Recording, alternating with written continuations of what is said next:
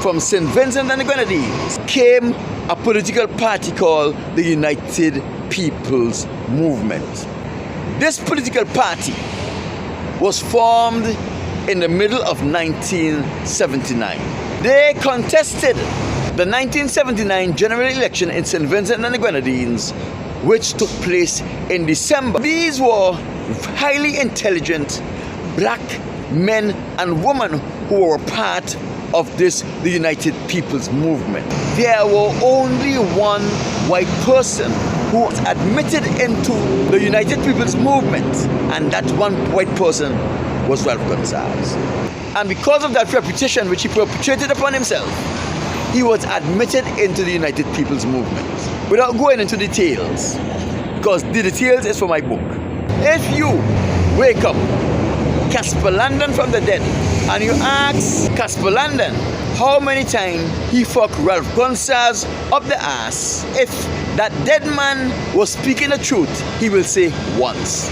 If you wake up Oscar Allen from the dead and you ask Oscar Allen how many times he fucked Ralph Gonsalves up the ass, Oscar Allen, if he's going to speak the truth, he will tell you once. If you find Mike Brown and you ask Mike Brown how many times he fucked Ralph Gonsalves up the ass, Mike Brown, if he is going to be truthful, he is going to tell you once. If you find Jomo Thomas and you ask Jomo Thomas how many times he fucked Ralph Gonsalves up the ass, Jomo Thomas is going to tell you once, if he is going to be speaking the truth. When these African ascension men accepted Ralph Gonsalves into the United People's Movement, Ralph Gonsalves saw an opportunity to hijack the group, and the only how he can hijack the group was to make the members of the United People's Movement his slave.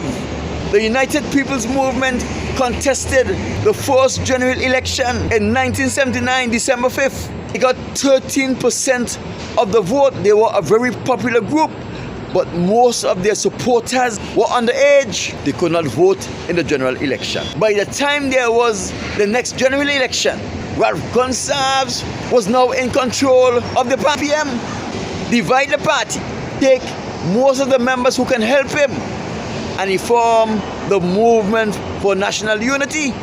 And this only happened because most of the strong members in the United People's Movement to become a slave, he was able to break up that group.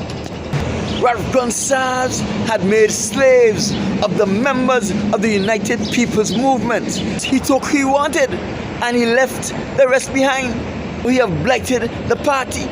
He have blighted party headquarters, homosexuality.